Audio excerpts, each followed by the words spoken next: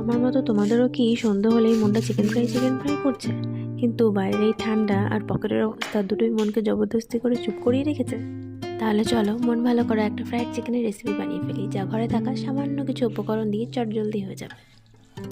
চিকেনে দুটো breast piece নিয়ে নেবো এবং সেগুলোকে লম্বা লম্বা করে কেটে নুন আর গোলমরিচ গুঁড়ো দিয়ে ম্যারিনেট করে রেখে দেবো।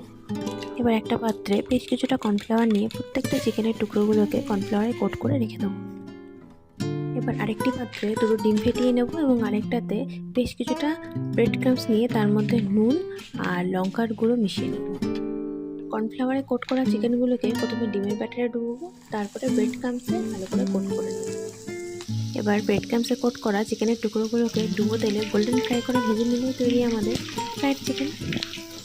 এই ফ্রাইড চিকেনের স্বাদ কিন্তু নামি দামি ক্যাফে রেস্তোরাঁর ফ্রাইড চিকেনের স্বাদকেও টেক্কা দিতে পারে, আর পকেট সাশ্রয়ও কিন্তু।